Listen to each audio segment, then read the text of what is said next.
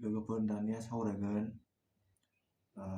खारनायनि सिगां नोंथाङा मा खालामनांगौ, मा खालामोबा नोंथाङा गोख्रों खारनो हागोन, एक्सेलेन्ट खारनो हागोन। सानफ्रामबोनि बेयो रुटिन दे लोगोफोर, सानफ्रामबोनि रुटिन। सानफ्रामबो नोंथाङा मा खालामनांगौ, मा खालामोबा खारनो हागोन एक्सेलेन्ट, बेनि थाखाय माखासे पइन्ट्स दे लोगोफोर कभार खालामगोन आं। जा गोसोआव फैदों बेखौनो एसे लिरनानै लादों दे लोगोफोर, नङाबा बावो नालाय। खोन्थालांसै आं फारि फारि, एसे खोनासंनो नोंथांमोनहा गोसो होनानै आरो एप्लाइ खालाम दे बेबायदिनो। फार्स्टआव नोंथाङा जेब्ला सिखारो फुङाव, अब्ला सिखारग्रोमोना दै लोंग्रोनांगौ दे लोगोफोर, दै लोंग्रोनांगौ। दै गुदुं एसे खालामनानै लोंनो हायोबा मोजां आरो, गिलासनैसो दै लोंनानै लाग्रोनांगौ। बेनि उनाव एसे थाबायनानै एसे प्रेसार जाहोनांगौ दे, ओमफ्राय लेट्रिनाव थांदो, लेट्रिनखौ क्लियार खालामना लानांगौ दे लोगोफोर। जेब्ला फिल्डआव थाङो, ग्राउन्डआव, फोथाराव, अब्ला खारनायनि सिगां फार्स्टआवनो जगा खालामनांगौ दे लोगोफोर। जगाया हां बोनाय हगारनायनि जगा खालामनांगौ दे लोगोफोर। हां गोलाव बोनानै हां गोलाव हगारनाय, खारनायनि सिगां दे, जिरायनानै खालामनांगौ बे जगाखौ लोगोफोर। नैबे आगदानि गन्थंखौ ओरै माथेनानै आगसिजों लानांगौ दे हांखौ, ओरै।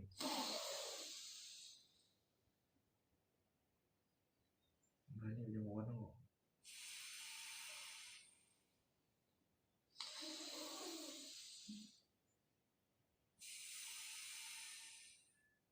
बिदि दे लोगोफोर। ओमफ्राय बिदि हां गोलाव गोलाव लाना हगारनांगौ दे।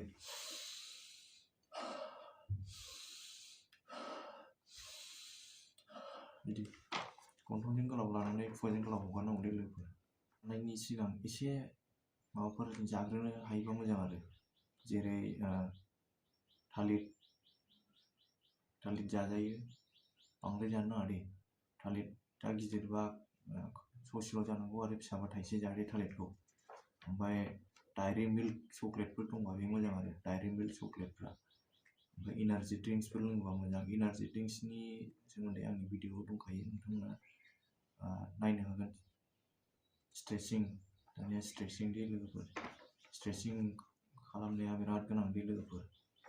बिराद इन्जुरि जायो, आघात मोनो दे स्ट्रेचिं खालामालासे डाइरेक्ट खारोबा। बेनिखायनो स्ट्रेचिं खालामनानै लाग्रोनांगौ दे।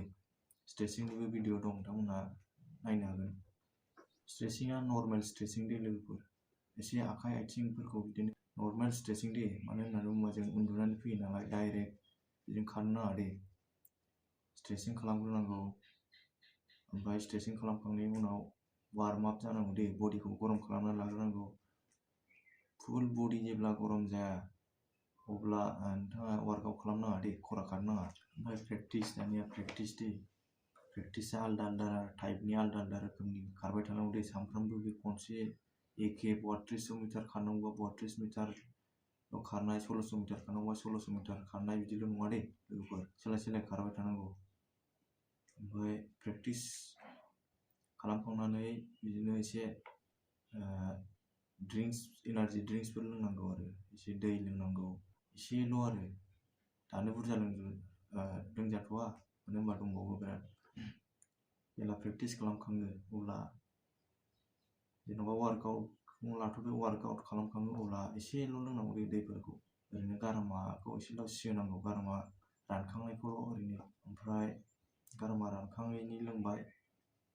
दाथ' गरम जाबाय लोगोफोर, दा ग्लुकन-डिफोर, निम्बु पानि, ओमफ्राय ORS, erectile powder, energy drinks बेफोरखौ लोंनांगौ। बै माबाखौ लोंनो हायोबा मोजां आरो, जुसफोरखौ, अरेन्ज जुस थायो, फ्रुटि, बेफोरखौ लोंनांगौ आरो। ओमफ्राय दाना बेखौ एसे लोंखांनानै दानिया स्ट्राइड मारिनांगौ दे, स्ट्राइड मारिनांगौ।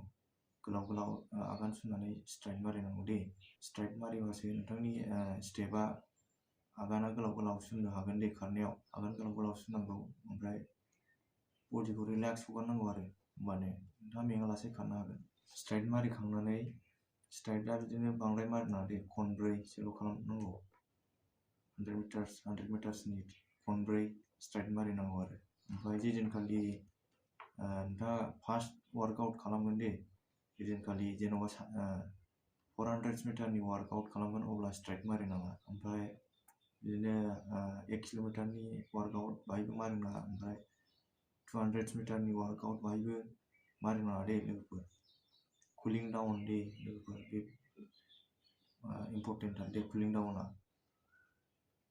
कुलिं डाउननि थाखाय फोथारखौ ओरैनो खननैसो गिदिंफिनबानो जाबाय आरो उल्था गिदिंफिननांगौ दे उल्था गिदिंफिननांगौ उल्था गिदिंबा बिराद मोजां फारसे साइडजोंल' जों जर खालामनाय जायोना बोलो होनानै खारो ओंखायनो उल्था गिदिंफिननांगौ दे लोगोफोर फोथारखौ उल्था गिदिंफिननांगौ ओमफ्राय कुलिं डाउन जाखांनायनि उनाव एक्सारसाइज खालामनांगौ दे लोगोफोर रानिं एक्सारसाइज खालामनांगौ फुल बडि एक्सारसाइज खालामनांगौ दे ओमफ्राय एक्सारसाइज खालामखांनायनि उनाव स्ट्रेचिं फुल स्ट्रेचिं ओमफ्राय बिदिनो लोगोजों बडि रिलेक्स स्ट्रेचिं खालामनो हागोन बडि मासाज पार्टनार बे लोगोजोंनो आरो स्ट्रेचिं भिडिअ'आव गासिबो दंजोबखायो नोंथांमोनहा नायहै आंनि भिडिअ'आव दंजोबो गासिबो स्ट्रेचिं खालामखांनायनि उनाव आरो दङ 6 पेक एप्सनि थाखाय दे लोगोफोर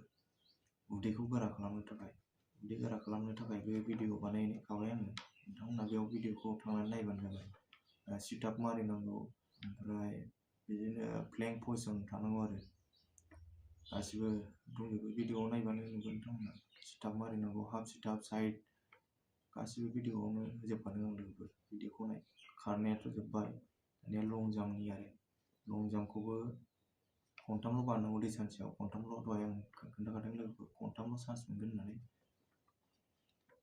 खनथामल' चान्स मोनो होननानै खनथामल' बारनांगौ दे लोगोफोर बे खनथामावनो नोंथाङा एक्सलेन्ट बारनांगौ दे ओमफ्राय 10 मिटार 15 मिटाराव लास्टआव स्पिड खारनांगौ दे लोगोफोर ओमफ्राय टेकआप लानांगौ दे बडिखौ उरायहोनो हानांगौ दे लोगोफोर नारखारहरनो हानाय जानांगौ ओमफ्राय बे जेला नारखारहरो अब्ला साइकेल सालायनाय बायदि आथिंखौ सालायलांनो रोंबा मोजां आरो ओमफ्राय हागौमानि सिगांथिं गोग्लैनो नाजा दे खिथुथिं हमथाहरनो नाङा आखाइफोरखौ आरो लं जाम्प बारनायाव बिराद सेफटि दे लोगोफोर बे लं जाम्प बारग्रा जायगाखौ बारनायनि सिगां एसे जावफ्लेनानै लाग्रोबा मोजां दे नङाबा इन्जुरि जाबाय होनबाथाय बिराद प्रब्लेम लोगोफोर एंगोला लोरिनानै थायोबा थाब हामा दे बिराद टाइम लायो बेनि थाखायनो प्रेक्टिसजों लोगोसेनो गावखौनो गाव सेफटिबो लाखिनाया मोजां दे लोगोफोर लं जाम्प जोबनानै दानिया सावरायनोसै सिन-आपनि सोमोन्दै सिन-आपआबो बिदिनो दैलि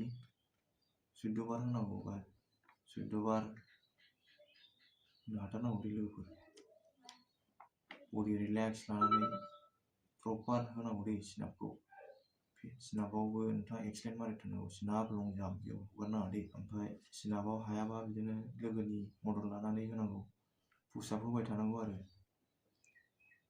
टाइम मोनबानो होबाय थानांगौ पुश-आप होबाय थानांगौ ओमफ्राय टाइम मोनबानो सानसेयाव खनथाम खनब्रैसोआ होनांगौ दे लोगोफोर सिन-आपखौ सानसेयाव ओमफ्राय प्रेक्टिस जोबखांनानै 14 बार होथारनांगौ दे प्रपार 14 बार दानिया जोबखांबाय गासिबो प्रेक्टिसानो जोबजोब्बाय दानिया प्रेक्टिस जोबनानै दै लोंनांसिगौ दे लोगोफोर खमसे खम 2 लिटार प्रेक्टिस जोबखांनाय लोगो लोगो खमसे खम 2 लिटार लोंनांगौ दे बे दैखौ नोंथाङा दहायनो खोन्थाखाबाय आङो ORSफोर इलेक्ट्रल पाउडार एनार्जि ड्रिंक बिसोरखौ लगायनानै लोंनो हायो ग्लुकन-डि निम्बु पानि अरेल जुस ओमफ्राय सानथ्रा मौसुमि जुस बिसोरखौ लोंनो हानांगौ दे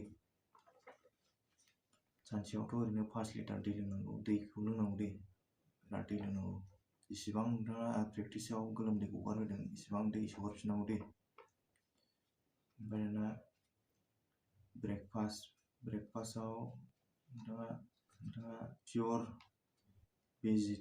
भेजिटेरियानबा बिदिनो सालादफोर जानांगौ आरो गाइखेर लोंनांगौ ब्रेकफास्टजों लोगोसेनो ओमफ्राय नैबे माबाखौ ब्रेकफास्ट जानायनि सिगां जानांगौ दे लोगोफोर साना बादाम मुंगफुलि काजु बादाम किसमिस बिसोरखौ आरो बुट मुग दाल सबाय गोथाङा हानि सबाय बिसोरखौ ब्रेकफास्ट जानायनि सिगांनो मोनायाव सोमनानै दोनखादो ओमफ्राय जेला प्रेक्टिस जोबनानै फैयो ब्रेकफास्ट जानायनि सिगां बेखौ जाबा साबसिन ओमफ्राय बेखौ जाखांनानैसो ब्रेकफास्ट जानांगौ ओंखाम जायो ना रुटि जायो बे नोंथांनि जिखुनु जाया जाजाबाय आरो ओमफ्राय दाउदैफोर जानांगौ आरो दाउदै फ्रुट्सफोर जानांगौ बिदिनो गोथां बुस्थु जानांगौ दे बांसिन दानिया माखासे मेडिसिननि बागै सावरायसै दे लोगोफोर मेडिसिनावथ' खोन्थाखाबाय आं आयरन टेब्लेट रिभाइटाल केलसियाम ओमफ्राय आथिं सानाय सुनायना बे सिपजक्स आथिं बुनायनि ओमफ्राय जेब्ला प्रेक्टिस खालामनानै फैयो अब्ला दुगैनांगौ दे लोगोफोर दुगैनानै ओमफ्राय थाव गोथां थाव जानाय थावखौ फुननानै सान्दुङाव थानांगौ दे एसे लोगोफोर सानसुनि ओंखाम जानाय सानसुआव एसे लाइट वाइट ओंखाम जानांगौ दे लोगोफोर नर्मेल ओंखाम जानांगौ सानसुआव मानो होनबा बेलासियाव प्रेक्टिस खालामफिननांगौ नालाय ओंखायनो सानसुआव एसे नर्मेल ओंखाम जानांगौ दे बेदरफोरखौ बांद्राय मोनजादों होननानै जानो नाङा दे प्रेक्टिस खालामग्रा मानसिया अमा बेदरखौथ' एसे खम जाथारनांगौ नाफोरखौ जाजायो आरो बयलारफोरखौ जानो नाङा ओमफ्राय नायाबो मेजेम थानायखौ जानो नाङा दे लोगोफोर बिदिनो फास्ट फुड जानो नाङा दे हाथाय बाजारनि एवखाम सावखाम बेफोरखौ बांद्राय जानो नाङा दे लोगोफोर जेसेबां हायो एसेबां फ्रुट्स जानांगौ जुइस लोंनांगौ दे ओमफ्राय डिनार मोनानि ओंखामखौ टाइमलि जानांगौ दे लोगोफोर टाइमाव जानानै मोनानिखौ जानो हायो नों फुल जानो हायो दे बेसेबां जायो नोंहा उदै बुंजासे जाना लानो हागोन माने जाखांनानै इलेक्ट्रल पाउडारफोरखौ लोंनानै थायोबा एसे उदैया क्लियार जायो आरो अखानायै खिनायफ्रा क्लियार जानानै थायो प्रेसार बानायनानै थायो आरो इलेक्ट्रल पाउडार लोंनो हायाबा नोंथाङा ओंखाम जाखांनानै थालिर थाइसेफोर जानो हागोन ओंखाम जाखांनानै बिदिनो दसे थानानै रेस्ट लानांगौ दे लोगोफोर थाब रेस्ट लानांगौ थाब उन्दुनांगौ मेक्सिमाम 10ता दे लोगोफोर 10तायाव उन्दुनांगौ 10ताया लास्ट टाइम दे ओमफ्राय 10तायाव उन्दुनानै फुङाव थाब सिखारनांगौ दे एसे सिखारनाय हुदाखौ एसे थाब खालामनानै लाबा मोजां आरो थाब सिखारोबा मोजां आरो 5तासोआव सिखारनांगौ दे लास्ट टाइम 5ता मबाइलफ्राव मोजां माबा भिडिअ नायनांगौ आरो मबाइलाव बिदिनो मोजां भिडिअ नायनांगौ स्पर्ट्स कमेडि एन्टारटेनमेन्ट ओमफ्राय मोजां एडभाइस खालामग्रा थायोना मोजां बोसोन होग्रा थायो बिसिनि भिडिअखौ नायनांगौ आरो ओरैनो फालतु गाज्रि भिडिअ नायनाङा दे लोगोफोर मटिभेटेड भिडिअ नायनांगौ ओमफ्राय कमेडि भिडिअ नायनांगौ एन्टारटेनमेन्ट स्पर्ट्स बेफोरखौ आरो ओमफ्राय मबाइलावनो आजिखालि अनेक मोजांबो गाज्रिबो मोनो नालाय मोजांखौ नायनांगौ लोगोफोर मोजां भिडिअफोरखौ मोजां नोंहा लाइफआव खामानि होनाय बुस्थुफोरखौ नायनांगौ आरो गाज्रि भिडिअ नायनो नाङा दे लोगोफोर गाज्रि साननो नाङा लास्टाव बुंगोन दे आं लोगोफोर मास्टारबेट होनो आरो मास्टारबेट खालामनो नाङा दे लोगोफोर मास्टारबेट खालामबा बिराद खारग्रा मानसिया साख्रि नागिरग्रा मानसिया बिदिखौ खालामनाङा आरो लोगोफोर मानोना प्रेक्टिसाव हाया जायो दे खालामालासे थानांगौ लोगोफोर अके लोगोफोर बेनोसैमोन नोंथांमोननो खोन्थानांगौआ नोंथांमोननि भिडिअखौ जोबजासिम नायनायनि थाखाय गोजोननाय थाबाय आरो नोंथाङा चेनेलाव गोदानबा अन्नानै चेनेलखौ साबस्क्राइब खालामनानै ला लोगोसे लाइक शेयार कमेन्ट खालामनो दाबावदो लोगोफोर आंनि मेन टारगेटआनो जादों जोंनि बर' हारिनि लाइमोनफोर फंबाय बिनानावमोनहा एबारनि जानो गोनां आसाम पुलिस एबि इउबि आरो कमान्ड'आव बयबो जोंनि बर' हारिनि लाइमोनफोरा बांसिनै साख्रि मोनलाङो बेखौनो मिजिंथिनानै आसा खालामनानै बे आंनि इउटुब चेनेलखौ खुलिनाय जादों दे लोगोफोर आङो मास मोननै सुटियाव फैदोंमोन दा सुटिया जोबनोसै लोगोफोर बारा गोबाव गैला नोंथांमोनहाथ' मिथिखागौ सुटियाव मानो फैयो होमबाबो आं नोंथांमोननि थाखायनो बेबायदिनो टाइम दिहुननानै भिडिअ लाबोदों दे लोगोफोर आरो आङो गावनो ग्राउन्डआव प्रेक्टिस खालामफानानै देखायदो लोगोफोर माबायदि खालामनांगौ नोंथांमोननि थाखायनो बेबायदि प्रेक्टिस खालामनानै देखायो आङो लाइभ प्रुफ अन ग्राउन्ड बेफोरबायदि नङा दे आं खोन्थानानैल' होग्रा आङो गावनो ग्राउन्डआव ओंखारनानै ग्राउन्डआव माबायदि खालामनांगौ फोरोङो दे लोगोफोर अके लोगोफोर बिदिबा दिनै भिडिअखौ एसेयावनो दोनथ'नाय जासिगोन दे बर' हारिनि जय हिन्द।